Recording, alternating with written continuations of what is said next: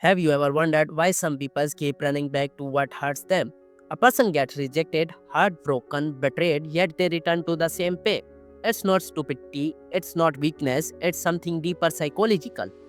In this video, we are going into the dark side of human emotions to uncover why some of us don't just tolerate pain, we search for it. And by the end, you shall know how to recognize the pain loops in your own life and finally break free. Part 1. The hidden addiction you never noticed. Most people think of addiction as drugs or alcohol, but the most dangerous addictions are emotional.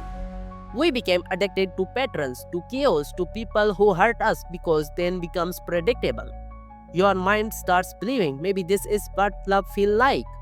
That's emotional mycotism and it's more common than you think. Part 2. The root of the pattern. Let's rewind the story. Imagine a child who only got attention when they cried, or was punished and hugged in the same hour, or who watched their parents fight and still call it love. That child's brain learns love equals pain. So later in life, when someone treats them badly, it doesn't feel wrong, it feels familiar. That's the scary part.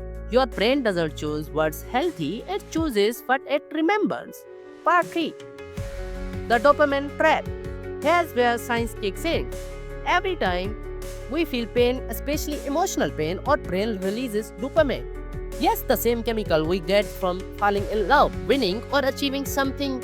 So, pain becomes a twisted reward. It's not just I am hurting, it's I am feeling something, I am alive. This is how toxic relationships, risky behaviors, and emotional self harm became addictive. The brain doesn't care if it's good, it's scared that it's stimulating. Part 4. Why do people go back? Ever seen someone return to a toxic ex, or sabotage their own happiness, or constantly attract chaos?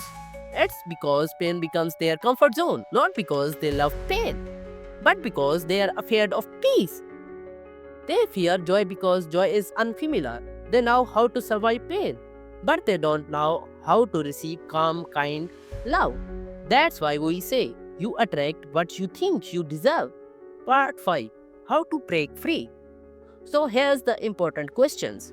How do you escape this cycle? Step 1. Awareness. Notice your patterns, who you chase, what you tolerate. Ask yourself, does this feel look like love or just familiarity? Step 2. Rewire through new experience. Start small, friendships, safe spaces, healthy boundaries. Give your brain new data so it learns love doesn't have to hurt. Step 3. Seek healing.